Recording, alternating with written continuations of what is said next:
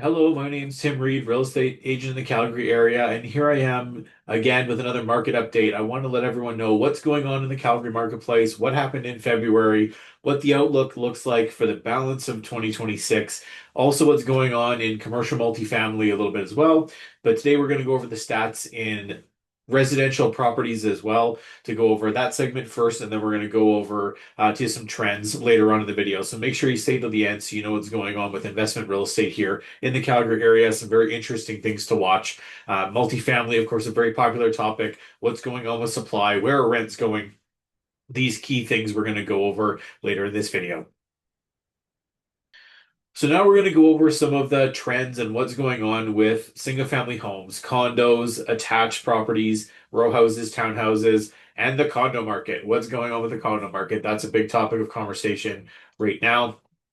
So if we look at the overall stats, first of all, overall sales a little bit down year over year, 11.2%. Now that might sound like a lot, but it depends. That's of course across all asset classes. So that's condos, single family, townhouses. That's the whole picture.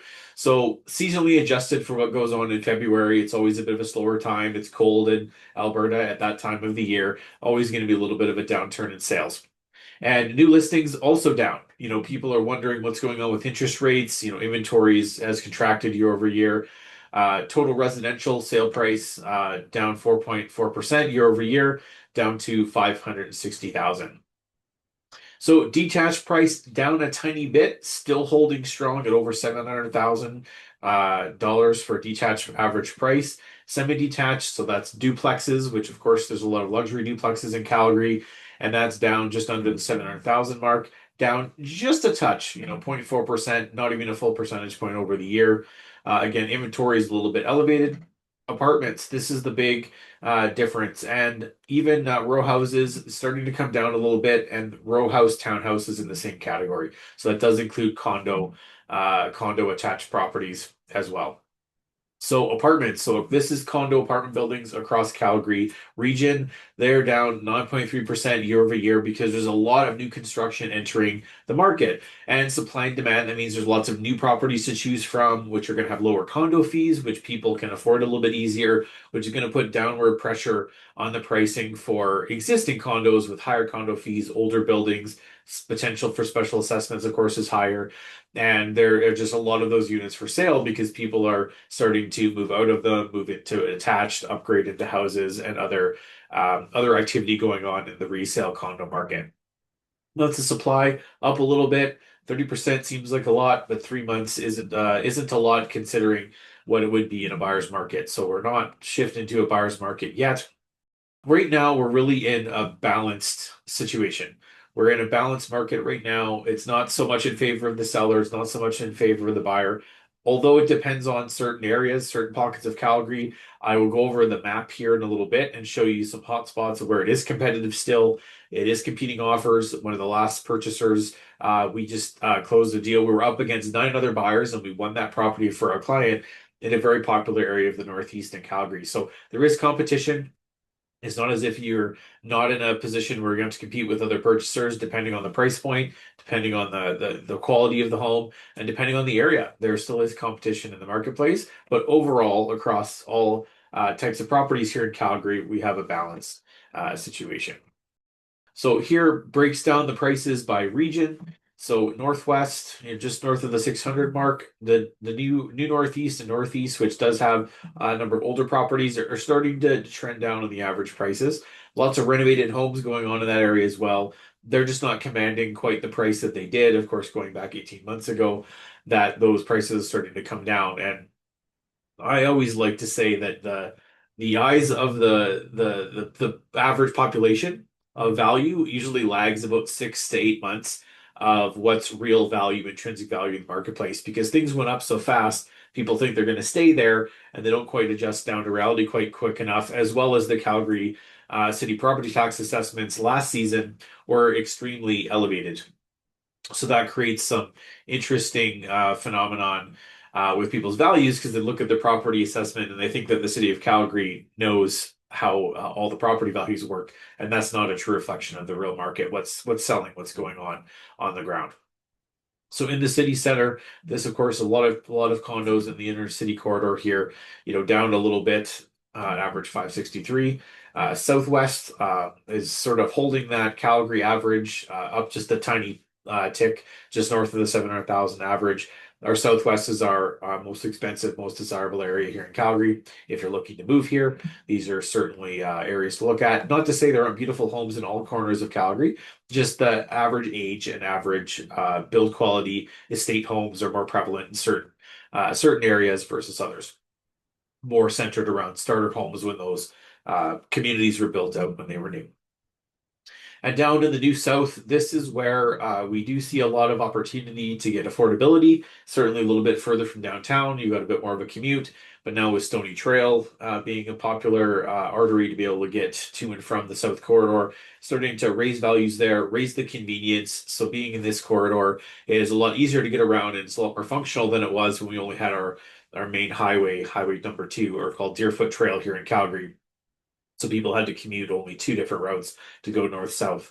So now we've got three options to go north-south for travelers, commuters downtown to the either to the downtown area or to the north if you're working a lot of warehousing up there, if you work at the airport.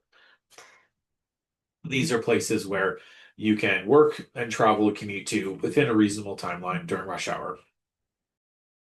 So here's a section I always like to cover and point out. When you see those percentage changes year over year, that sort of gives one indication, right? Comparing last year to this year.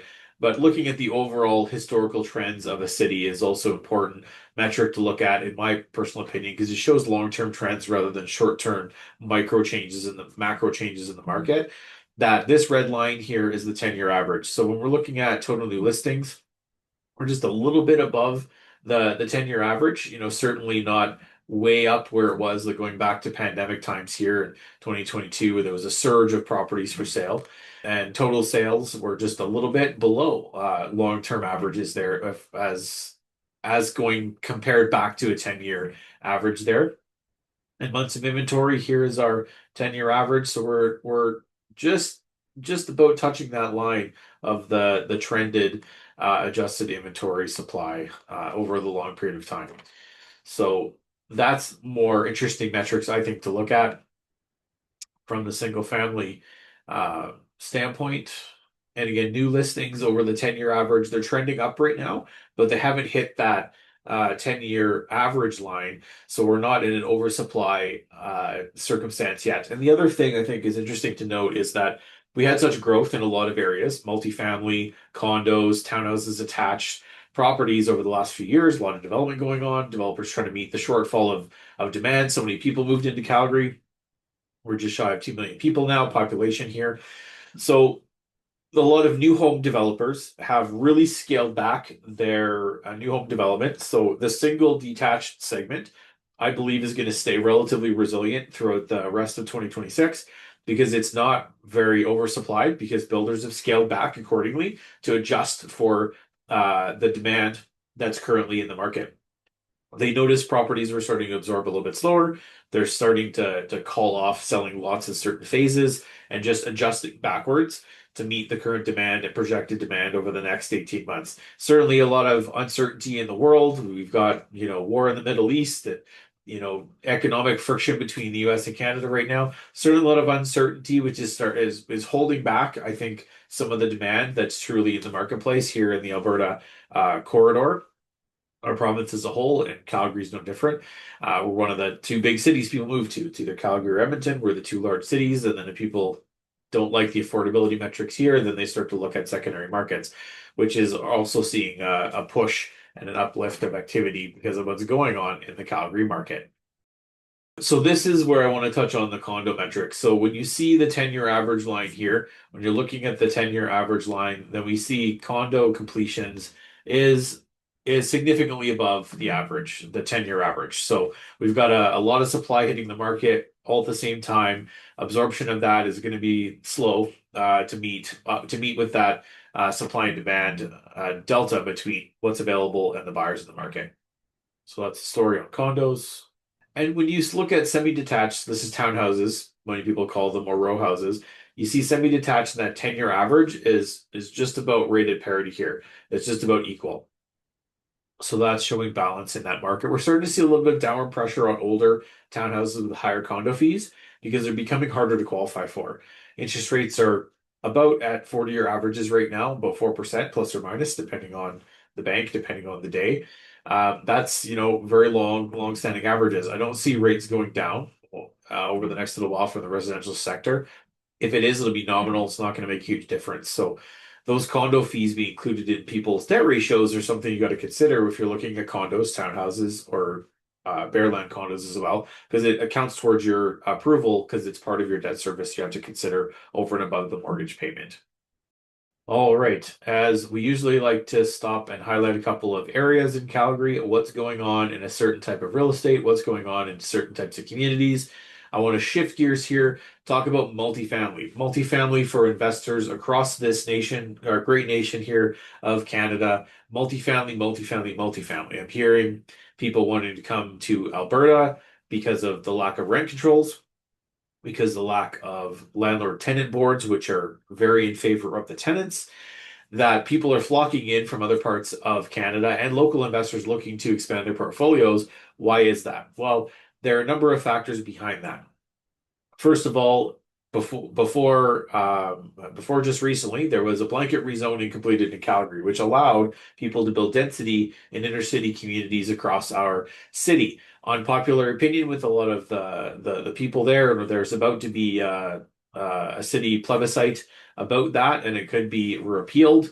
There's going to be a long Calgary meeting, which is just starting here at the end of March, so that created a lot of development. And what that created was a lot of developers that don't build multifamily. They're not in the rental business. They're not one of the big, five holding companies here in Calgary or across Canada that have lots of apartments and they're apartment operators. They are home builders or they build townhouses. And now they've built a lot of these smaller multifamily properties that are townhouses above, for example, 4 units above, 4 units basement suites. And here's the challenge: the design of these buildings were built for efficiency because they're developers and they're trying to lower the cost of construction.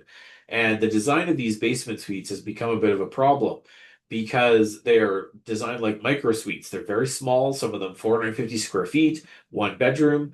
That's like a tiny apartment in a tower in downtown Toronto or in downtown Vancouver. And the rental metrics that they had estimated they were going to get for those basement suites in these multifamily buildings are significantly higher. They're projected significantly higher where the current rental market is, and they're going to turn over quite a bit. So if you want to know more about how to run, manage, source multifamily properties, we'd love to chat with you about that. Please get a hold of us at the number below or contact us on our website. But these buildings have inflated rents in their projections. The current market rents have started to calm down. They've adjusted. They haven't crashed. We're not renting properties out for $500 a month in Calgary. That's not going to happen anytime soon because the supply and demand will sort itself out. But that is going to create some upward pressure on existing multifamily buildings and even existing suites in homes and in duplexes and other properties where they have a larger floor plan, 2 bedrooms, enough space for tenants to store their belongings, and they're not going to move in and move out of these units, which is going to cause some major problems with the multifamily developers who've created a lot of new properties in areas such as Bowness, Montgomery. Lots of development happened in there really quickly. It's an older neighborhood.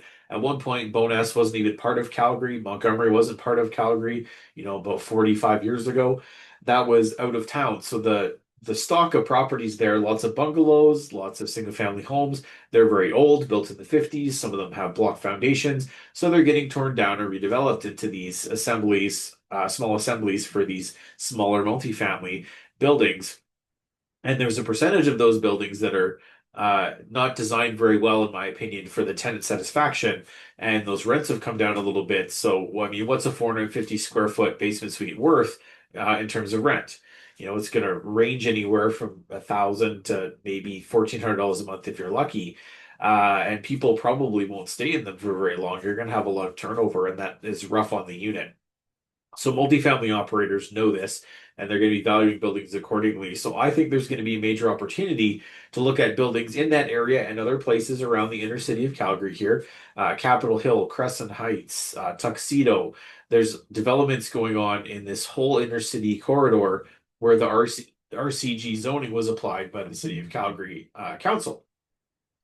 There's going to be motivated sellers in this market coming up sometime this year. I don't have a crystal ball. I don't know exactly when, but I've seen buildings, I've seen pro formas. I know that they don't make any sense. I know that the CMHC financing that was behind these buildings have criteria in them. They have to get rents up to a certain level, otherwise they can't cash out, refinance, get their money out. So these smaller developers, medium-sized developers that got into this game, built these buildings, are going to be struggling. They're going to need to get their money out so they can go build something else. And that's where I see there is going to be a massive opportunity in some of these new multifamily buildings here in Calgary. Right now, it's still springtime. Activity is starting to crank up a little bit. And there are people looking for land, and that's starting to happen. This is again a seasonal thing for multifamily and investors and developers. This is the season they start to come back to life and look for projects and looking to complete projects and getting things leased. It's also a much better time to lease properties in the springtime. Doing leasing between November and February is a very challenging time for property management. People that move in the winter generally are forced to move in the winter, or maybe they're transferred for work, but it's usually a function of poor planning. So your tenant pool is inferior during that part of the winter. I'm just gonna, call it what it is. It's a lower quality tenant profile during that leasing period. And that's where some of these buildings were completed last fall, and they're leasing through the winter. Challenging time to be doing that. Of course, the building process takes the time that it takes. And developers have to work around that. But there is going to be some challenges in this community, certainly in those areas which are a bit oversupplied for those particular projects, and that's where the opportunity comes. So if you again want to know more about multifamily or even more about residential real estate here in Calgary, what's selling, what's not, what areas are competitive, what areas aren't. I will say parts of the northeast corridor are still competitive. Temple for one of them. Down in the new southeast, southwest, Mahogany, competitive neighborhood. If it's an under $800,000 single family home, that's a sexy neighborhood. People love it. It's very popular. Starting to get a little congested traffic wise. Some people complain about that. But again, work from home, all these things are mitigating factors. It's a beautiful area with a lake. It's competitive there. Those properties will have multiple offers. You're going to have to go and see them quick, make offers before you go see properties to some of those neighborhoods. And there is competition in certain pockets around Calgary. If you were in Varsity, if you were in Brentwood, and you have a well-priced older home, which is possibly something that could be upgraded, updated, and renovated to live in, or even renovated to sell and flip, those are going to be competitive assets. Those are areas where not a lot of properties trade every year. So when there is properties for sale in those communities, they're highly desirable because there's very few properties come up for sale over the years because people will move into those communities, they build family, they stay there for a long time. It could be a whole generation or even longer before those properties come up for sale. So if you want to know more about the Calgary market, what's going on with interest rates, what's going on with commercial real estate, especially multifamily, please reach out to us. My name's Tim Reed. You're a real estate agent in the Calgary area. Look forward to seeing you in the next video.